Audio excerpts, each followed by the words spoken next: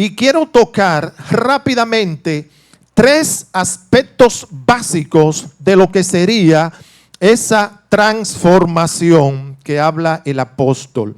En primer lugar, lo primero, como dice Stephen Covey, lo primero que debemos experimentar es una transformación interna. Veamos con detalle qué yo quiero decirle con esto y retomo otra vez mi primer versículo. ¿Comenzamos otra vez a recomendarnos a nosotros mismos o tenemos necesidad, como algunos, de cartas de recomendación?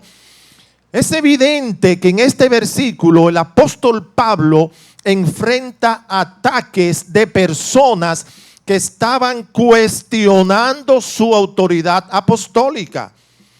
Por ello es que él utiliza 3 veces la palabra recomendación en ese primer versículo. Y esto de recomendación es una práctica común en estos tiempos y en esos tiempos también. Porque llevar cartas de recomendación para las personas, para los predicadores, para los profetas, para los pastores, evangelistas, diáconos, obreros que iban a otros lugares que no conocían, era muy común. Y tal parece que en los Corintios se estaba hablando de eso específicamente entre los maestros que se oponían a Pablo. Y él entonces les responde de esta manera. Si vemos el versículo 2, ¿qué le dice el apóstol Pablo a los que les preguntan sobre la recomendación? 2 Corintios 3:2.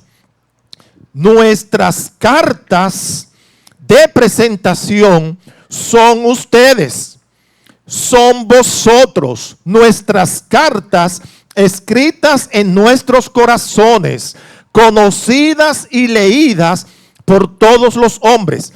Lo que el apóstol Pablo les está diciendo a ellos es que la mejor carta de recomendación para él son ustedes mismos. Gloria a Dios. Es como si aquí en Chequiná alguien pregunta por el pastor Elvin Cruz o por el pastor Cruz o por cualquiera de los pastores de aquí de la iglesia, y alguien les pide carta de recomendación a los pastores. ¿Qué les diría yo o qué les diríamos algunos? Bueno, vayan un domingo a las 9:30 o a las 11:30, o vayan un martes a las 7:30 y pregúntenle a cualquiera de esos pequeñitos que se reúnen ahí quiénes son esas personas. ¿No sería interesante saber qué dirían esas personas sobre los pastores? Nuestra mejor carta de recomendación son ustedes mismos. Gloria sea el nombre del Señor. Nuestra mejor carta de recomendación son vosotros mismos. Son sus vidas cambiadas por el Espíritu Santo. Son su testimonio de buen comportamiento en la sociedad. Ustedes son nuestro mejor papel de buena conducta. Ustedes son nuestra mejor identificación. Lo que el apóstol Pablo le estaba diciendo a los corintios es que ellos mismos eran su carta de recomendación, cuyas letras habían sido escritas no con tinta cualquiera, sino con la tinta del Espíritu Santo del Dios vivo, no en tablas de piedra, sino en tablas de carne del corazón. Dele ese aplauso fuerte al Señor. Y el versículo 3, siendo manifiesto que sois carta de Cristo, expedida por nosotros, escrita no con tinta, sino con el Espíritu del Dios vivo, no en tablas de piedra, sino en tablas de carne del corazón. Y esta declaración del apóstol nos lleva a analizar con detenimiento el caso del pueblo de Israel, al salir de Egipto. Y si nosotros leemos el Pentateuco, que son los primeros 5 libros de la Biblia: Génesis, Éxodo, Levítico, Números, Deuteronomio, escritos por Moisés, el gran legislador, vemos que Dios revela su palabra por medio de la ley, y Él mismo la escribió. La ley, Él mismo la escribió en tablas de piedra con su propio dedo. Y Éxodo 24:12 así lo dice: entonces Jehová dijo a Moisés: sube al monte y espera allá, y te daré tablas de piedra y la ley y mandamientos que he escrito para enseñarles. El asunto no es lo hermoso e impactante que se ve esto, ni el lápiz que se usó en estas tablas. El hecho no estaba en lo escrito, porque la ley de Dios es buena. La ley de Dios es moralmente aceptada. El problema radicaba en el interior del ser humano. Una persona puede saber la ley de memoria, puede saber usar toda la ley, puede dar cátedras de los 10 mandamientos, puede recitar de memoria toda la Biblia, puede saberse el Salmo 23, el Salmo 91, que es muy común. Sin embargo, una cosa es saberlo y otra cosa es hacerlo. Una cosa es sabérselo de memoria y otra cosa es vencerlo. Gloria sea el nombre del Señor. Esa ley, esa sabiduría, ese intelecto que nosotros nos privamos de conocer, a veces no es más que la ley escrita solo en tablas. Eso pasa cuando yo tengo la ley escrita solo en tablas, cuando yo la recito de memoria. Pero cuando yo logro vencerla, cuando yo logro cumplirla, cuando yo logro llevarla a cabo como un ejemplo de vida, entonces esa ley está escrita en el corazón.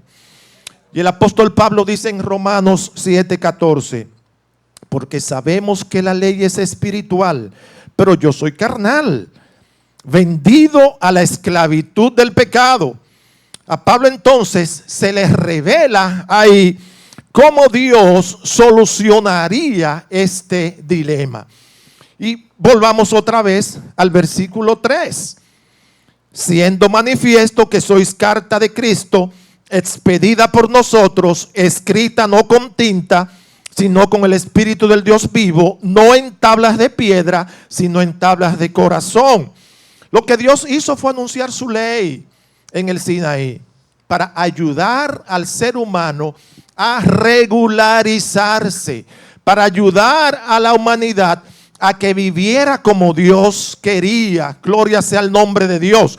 Pero si leemos Jeremías 31, del versículo 31 al 33, aquí el profeta que es usado por Dios nos trae una palabra de impacto extraordinario y que refleja el nuevo pacto con su pueblo. ¿Y qué dice Jeremías? He aquí, vienen días, dice Jehová, en los cuales haré un nuevo pacto con la casa de Israel y con la casa de Judá. No como el pacto que hice con sus padres el día que tomé su mano para sacarlos de la tierra de Egipto, porque ellos invalidaron mi pacto, aunque fui yo un marido para ellos, dice Jehová. Pero este es el pacto que haré con la casa de Israel después de aquellos días, dice Jehová. Daré mi ley en su mente y la escribiré en su corazón, y yo seré a ellos por Dios y ellos me serán por pueblo. Gloria sea el nombre del Señor. Observemos aquí que Dios le da esta palabra a Israel, pero a Pablo Dios les revela un asunto más poderoso. La palabra de Dios no está ahora en tablas de piedra, sino en el corazón, porque la transformación es interna. Y dice la palabra de Dios en Romanos 10:8, más, ¿qué dice? Cerca de ti está la palabra, en tu boca y en tu corazón. Esta es la palabra de fe que predicamos. Gloria sea el nombre del Señor. ¿Y sabe cuál es la palabra de fe que predicamos? Que si confesamos con nuestros labios, si confesamos con nuestra boca que Jesús es el Señor y creemos en nuestro corazón que Dios le levantó de los muertos, seremos salvos. Esa es la palabra. Esta es la palabra del nuevo pacto. Y la palabra hoy lo que está buscando es un lugar donde reposar, donde penetrar, donde transformar a los demás, para liberar, para cambiar, para vivificar, para regenerar, para levantar. Pues la Escritura dice que todo aquel que en él creyere no será avergonzado. Gloria sea. Dele ese aplauso fuerte al Señor. Todo aquel que en él creyere no será avergonzado. Gloria sea el nombre del Señor. Eso está en Romanos 10:11.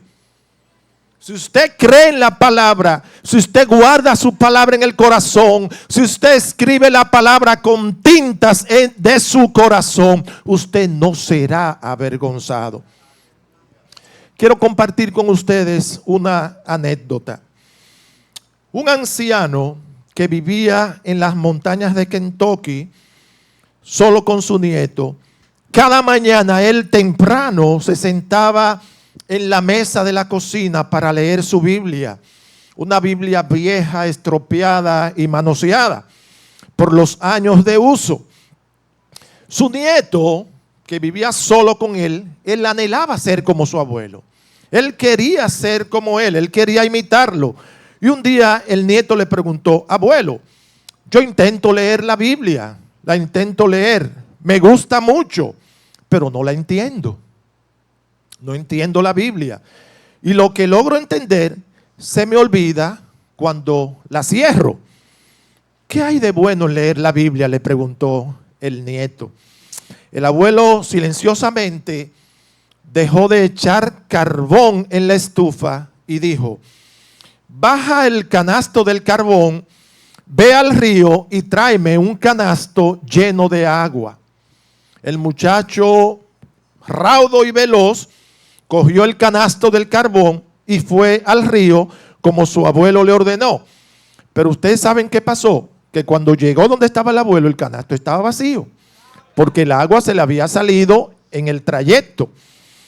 El abuelo sonrió y le dijo: pero hijo, vas a tener que hacerlo más rápido. Muévete más rápido, vuelve al río y tráeme el canasto lleno de agua. El muchacho dijo: sí, lo hice lento. Se mandó más rápido, fue rápido al río corriendo.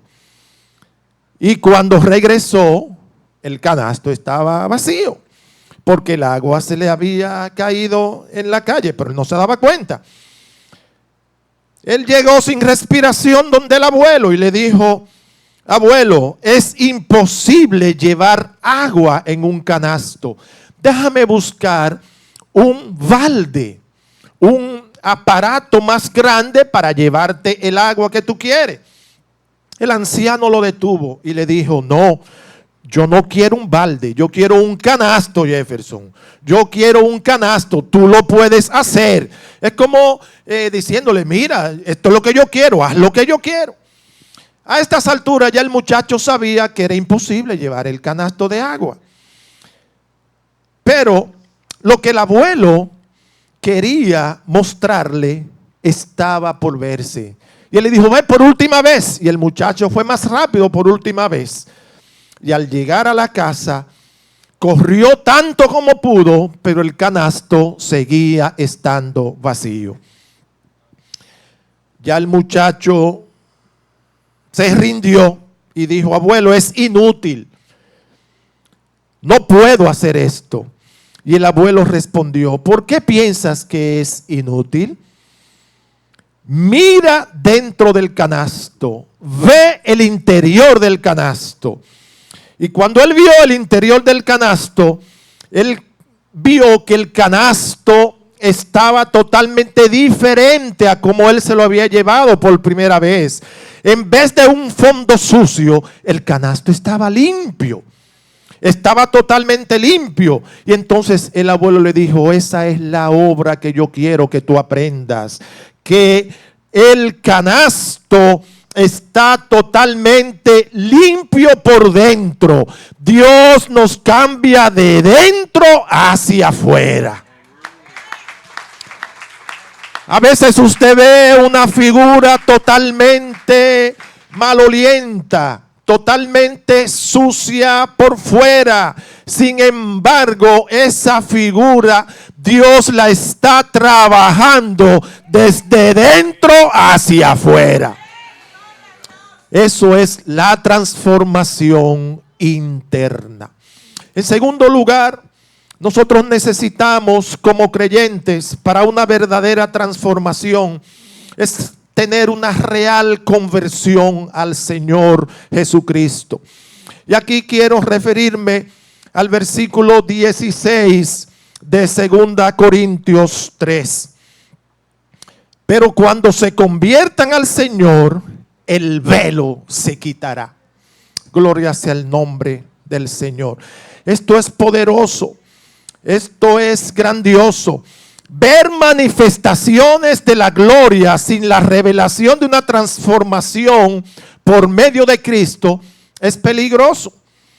Pablo habla de un pueblo que vio manifestaciones de la gloria, el poder de Dios en el desierto, milagros él vio, y a esto él le llamó glorioso.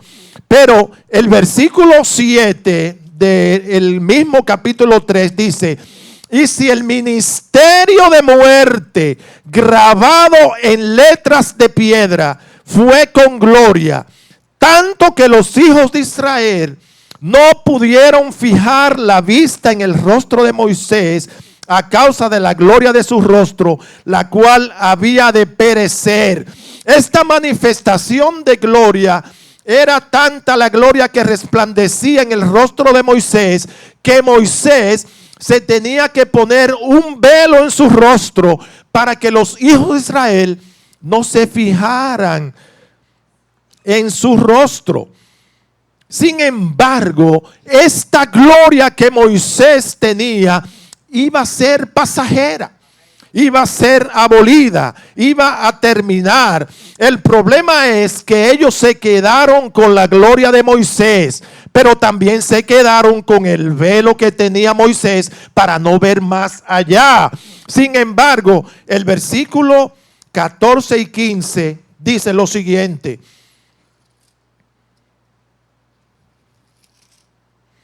pero el entendimiento de ellos se embotó, porque hasta el día de hoy, cuando leen el antiguo pacto, les queda el mismo velo no descubierto, el cual por Cristo es quitado.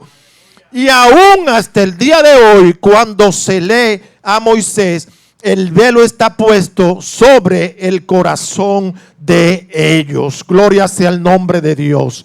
Ahora, esto es lo que produce una vida religiosa de ritos, de costumbres, de ceremonias. Pero cuando el velo es quitado, es cuando nos convertimos al Señor. ¿Qué significa esto, amados hermanos? Que en la antigüedad, ese velo de gloria que experimentó Moisés era un velo físico, era un velo que ellos podían ver. Pero ahora el velo de gloria que experimentamos nosotros al sentir la transformación de Cristo en nuestras vidas es un velo de gloria interno, porque nuestra transformación empieza desde dentro hacia afuera. En Mateo 17, 2 y 5, hay otro asunto poderosísimo cuando el Señor Jesús se transformó, se transfiguró delante de ellos en el monte Tabor. Dice Mateo 17, 2 y 5, y se transfiguró delante de ellos, y resplandeció su rostro como el sol, y sus vestidos se hicieron blancos como la luz. Y he aquí les aparecieron Moisés y Elías hablando con él. Entonces Pedro dijo a Jesús: Señor, bueno es para nosotros que estemos aquí. Si quieres, hagamos 3 enramadas, una para ti, otra para Moisés y otra para Elías. Pedro estaba mirando a Elías como tipo del profeta, a Moisés tipo de la ley, pero Pedro no estaba viendo el rostro que estaba brillando, que era el de Cristo. Gloria sea el nombre del Señor. Y la nube que a continuación aparece en el versículo 6 de Mateo es la chequina de Jehová, porque dice: mientras él aún hablaba, una nube de luz los cubrió. Y aquí una voz desde la nube que decía: este es mi Hijo amado, en quien tengo contentamiento, a él oíd. Lo que estaba revelando la Escritura es que Moisés y Elías son importantes. Ellos jugaron su rol importante, pero Moisés y Elías no pueden transformar el corazón. Él tiene la palabra. Cristo es la palabra. A Él es que debemos oír. Gloria sea el nombre del Señor. Jesucristo es el que tiene el poder de transformarnos. Jesucristo es el que tiene el poder de cambiarnos, de restaurarnos. Cristo Jesús es el que tiene el poder de hacer esto. Y saben, lo mejor de todo esto es que como Moisés, a él lo podemos ver. Cristo no se puso un velo como Moisés. Cristo lo que hizo fue que rompió ese velo. Y a Cristo, su majestad, lo podemos ver cara a cara descubierta, porque su sangre nos limpia de todo pecado. Gloria sea el nombre del Señor.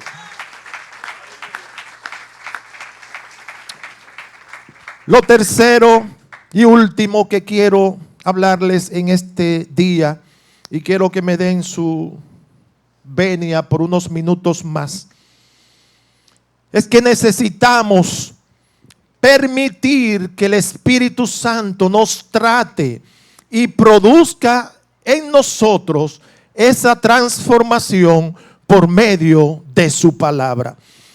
Ahora quiero leerles los versículos finales a partir del 17. Porque el Señor, estoy en 2 Corintios 3, no nos hemos salido de esa porción. Porque el Señor es el Espíritu. Y donde está el Espíritu del Señor, ¿qué? Ada Peralta, ¿qué? Hay libertad, como canta Ada aquí, con libertad, como tocan los muchachos, con libertad. Porque el Señor es el Espíritu. Y donde está el Espíritu del Señor, allí hay libertad. Gloria sea al Señor. Por tanto, nosotros todos, mirando a cara descubierta, como en un espejo, la gloria del Señor, somos transformados de gloria en gloria en la misma imagen, como por el Espíritu del Señor.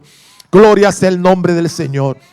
Perfectamente podemos concluir el mensaje ahí, pero yo quiero hacer como una especie de colofón, de resumen, de conclusión final, porque primero está la liberación y luego la transformación. Yo quiero ver en Juan 8, 31 al 32, y lo podemos leer todos juntos. Juan 8, 31 al 32. ¿Lo tienen en pantalla los muchachos ahí? Pues vamos a leerlo. Juan 8, 31 al 32. Dice la palabra de Dios.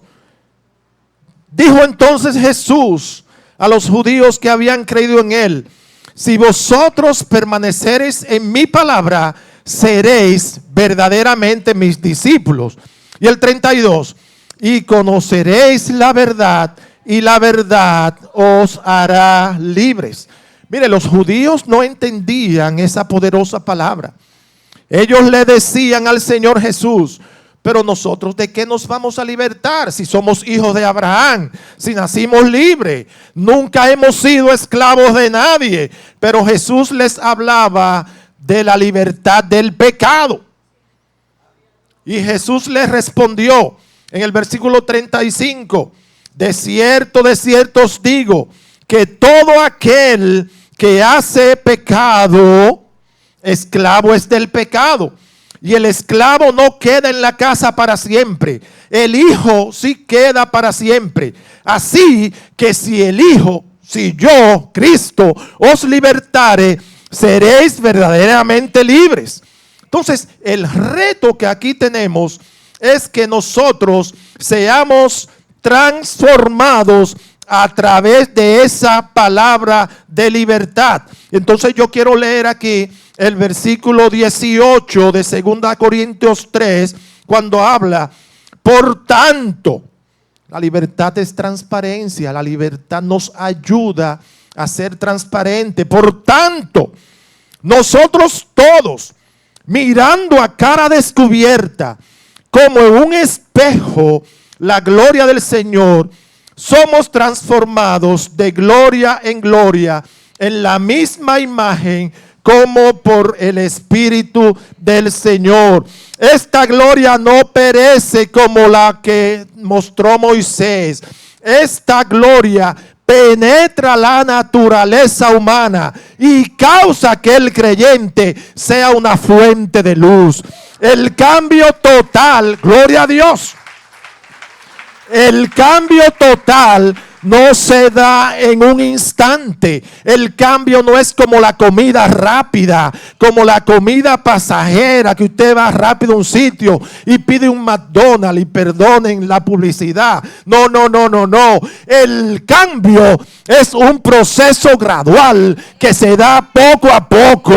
Salmo 84:7 dice: irán de poder en poder, verán a Dios en Sión. Y Proverbios 4:18 dice: mas la senda de los justos es como la luz de la aurora, que va en aumento hasta que el día es perfecto.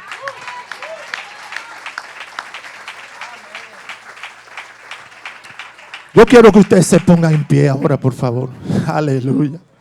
Esta palabra me ministró de forma poderosísima, de forma poderosa, porque el Señor nos permite disfrutar de una transformación gradual, poco a poco, hasta adquirir la perfección que Él quiere que nosotros adquiramos. Y si esto es lo que le queda de todo lo que hemos hablado en el día de hoy, yo me sentiría satisfecho de haber proyectado el mensaje que yo entendí y que Dios quiere que entendamos. La transformación interna por medio de la palabra es posible cuando nosotros somos hacedores de su palabra. Entonces yo quiero orar por ustedes en este día. Yo quiero ministrarme a mí mismo también en este día. No les pediré que pasen aquí porque no cabríamos aquí todos. Pero sí, yo quiero que usted ahora, ahí en la tranquilidad de su lugar, usted le pida al Señor: Señor, ayúdame a verte a cara descubierta. No con el velo que tenía Moisés, sino con ese espíritu de transformación de tu palabra. Ayúdame, Señor, a ser totalmente diferente. a experimentar, a hablar, a regenerar, a vivificar, a sanar a los demás a través de tu palabra. Tu palabra que guardo en mi corazón. Tu palabra que está escrita en letras de carne, no en tablas de piedra. Ayúdame, Señor, a guardar y a cumplir tu palabra. En el nombre de Jesús. Amén, amén y amén.